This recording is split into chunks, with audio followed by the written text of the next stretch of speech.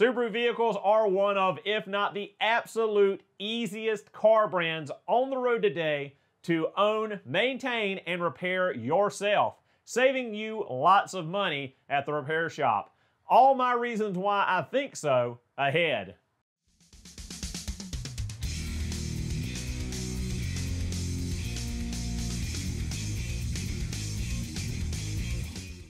So right off the hop, we are talking about nuts and bolts here. We are talking about the actual ease of doing your own periodic maintenance and doing your own repairs. We're not talking about common issues, misconceptions, things of that nature we've covered in other videos.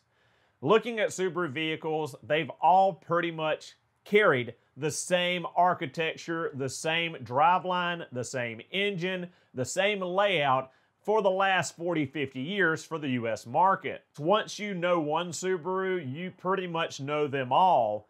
Well, one's powered by 4-cylinder boxer engines, which is the vast majority of them.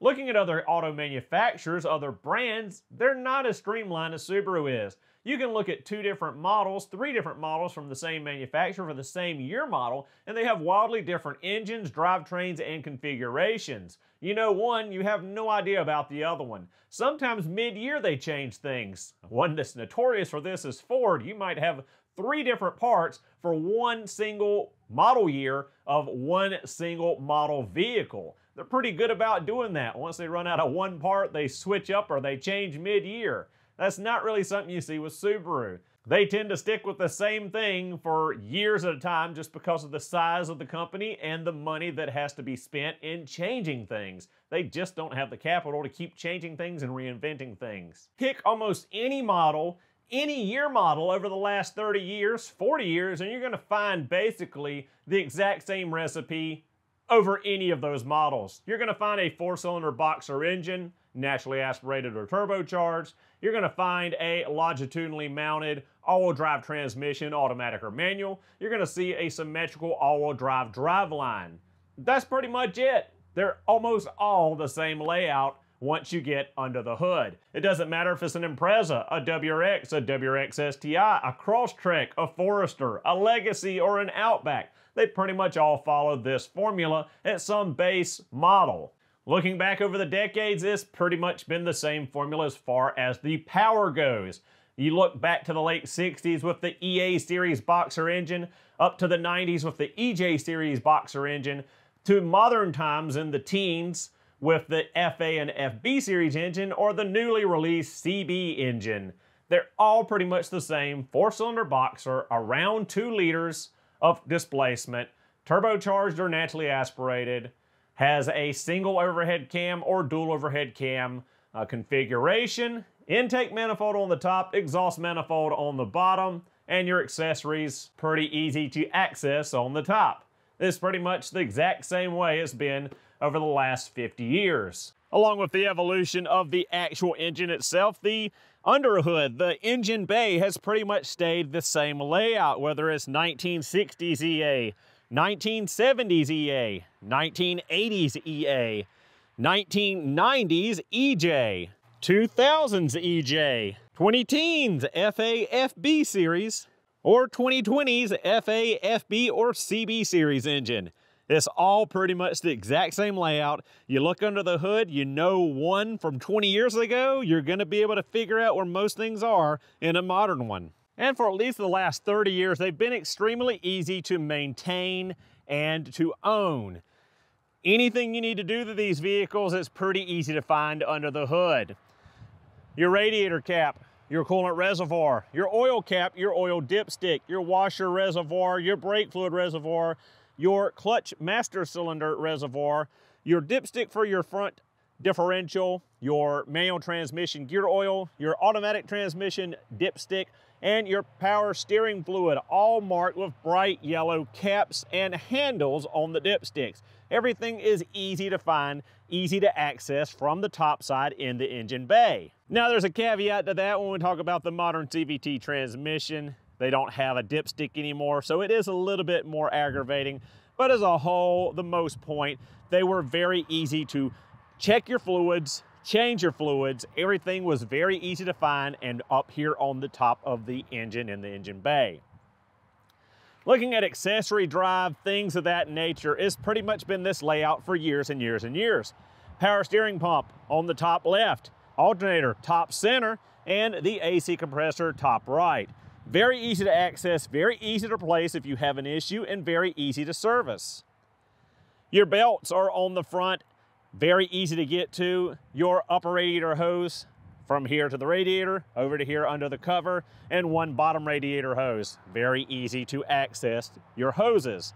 Your heater hoses, two at the back, from the back side of the engine here, back to behind the airbox against the firewall. Again, very easy to access. One big thing that people like to complain about with Subarus is the difficulty in replacing spark plugs. Now, on the dual overhead cam engines, it is a task to replace them if it's your first time replacing them. The key to it is technique and the tools. Once you've done it once, it becomes way easier.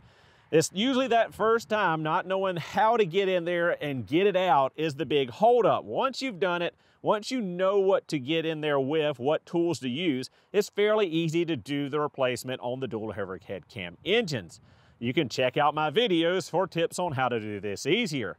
Now, with this engine, the older single overhead cam engine, they're fairly easy to get to as they go in at a 45-degree angle instead of straight through the top of the cylinder head in line with the frame rail. So again, with these older single overhead cams, they're pretty easy to do general maintenance stuff on. Your coils on the top, your spark plug wires to either side.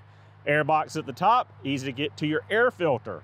Your battery over here, it's easy to access. They don't hide it in the car. They don't put it in the trunk. They don't put it under the back seat. All the batteries are pretty much in this location. Same as your washer fluid reservoir. They're all pretty much in this location. On the older models, your fuel filter right here. Since they put it in the tank, but most vehicle manufacturers have put a fuel filter in the tank now where it's a not serviceable item anymore. So one great thing about Subaru vehicles is their electrical system. It's pretty simple. It's not very complex. It's not overly complex. If you have electrical issues, they're fairly easy to diagnose. Another plus for Subaru vehicles. Looking at the front here, you need to replace a radiator. Two 12mm headed bolts here and here. You take the clamps loose, you take your radiator hoses loose, you disconnect the electrical for your cooling fans and pull it out. It's very easy to get to the radiator. Common things that break, common things that need to be replaced over the years of owning a vehicle, especially multiple years. Try that in some other vehicles where you've got to disassemble the entire front of the vehicle to get the radiator out, or have to take out components of the engine just to get the radiator out of the engine bay. Subarus have always been very easy to do simple, normal, everyday repairs on. An alternator takes about 10 minutes to pull off if you know what you're doing. Power steering pump, very easy to change. AC compressor right here on top. Nothing is hidden underneath. Nothing is crammed underneath, out of the way, hard to access. So the big elephant in the corner is head gasket issues. I know we've talked about them until I'm blue in the face. We've talked about these issues in the past. Mechanical things are a little bit difficult to repair on a boxer engine, especially with it in the vehicle. Now you can replace head gaskets with the engine in the vehicle, but it's just easier to pull the engine. It takes me about 35 to 45 minutes to get one of these engines from running to on the engine stand. That's just, it's not a hard thing to do. They're very easy to remove if you need to do any like major repairs.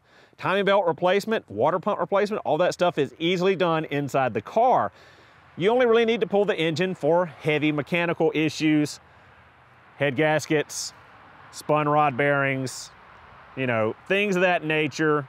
Catastrophic engine damage kind of deals. Other common repair issues, say your starter goes out. It's pretty easy to access right here on top of the engine. Two bolts hold it in and your electrical wiring. You don't have to crawl under the car. You don't have to dig around and remove components to get to the starter. It's right here on top of the back side of the engine. Looking at other normal wear items, your braking components, suspension components, driveline components. Even though this vehicle is all-wheel drive, it's a very rudimentary all-wheel drive system. It's very uncomplex like some other manufacturers' all-wheel drive system.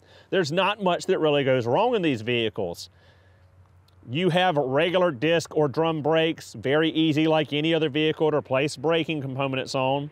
Wheel bearings were one of the general service things that was kind of aggravating if you didn't have access to a press, because it was a press and wheel bearing, but most vehicles used press-in wheel bearings until the last 20 years or so, where they started doing bolt-in wheel bearing hub assemblies, which Subaru has now switched to, so it's easier to replace those as well. So another great thing about your Subaru is the parts are fairly cheap, because being that they're so simple and they share so many components, most of the parts are universal to the brand rather than a particular model. So that brings the prices down, and it's more likely you'll find that part in stock at your local dealership or online, because they don't have 5 or 6 different models with 5, 6 different ball joints or 5, 6 different axles. Everything's pretty much shared. Since Subarus are such simple cars, easy to work on, there's not a ton of specialty tools you need to do your own maintenance and light repairs. Only when you really get inside the engine do you really need to worry about specialty tools. Most other brands, you need specialty tools to do a lot of common repairs, where that's just not the case with Subarus. Basic hand tools get you by on a lot of things. A lot of people talk about a high cost of ownership with Subaru vehicles, but I see that's mainly because they take them to dealerships to get them worked on, or they take them to high-end specialized repair shops. That's because most automotive repair shops, at least in my area and in my experience talking to people, won't touch these cars with a 10-foot pole, because boxer engines are scary and different, when in actuality, as I've said, they're easier to work on than most things on the road today, and are far less complex and just a joy, honestly, to work on. So if more shops actually tried to work on these things, I think more people would actually work on and repair them. It's just the difference factor that scares so many technicians, so many shops away from working on Subaru vehicles. When, again, the reality is they're just really, really easy. And there you have it, guys. My thoughts and feelings on Subarus and why I think they're the ultimate DIY vehicle for those that love doing their own maintenance and repairs and saving money. What are your thoughts? Leave them in the comments below. What's your experience been with your Subaru vehicle? Have you figured basically the same thing out that I have, that they're pretty easy to work on compared to other vehicles you've owned in the past or other vehicles you've worked on? Are you looking at buying a Subaru, and maybe this video has made you sway back towards considering Subaru when you might have been scared off from things you'd read online or heard from other people? Let me know your thoughts and feelings in the comments below. Thank you guys so much for watching. Hope you enjoyed the video, and I will see you in the next one.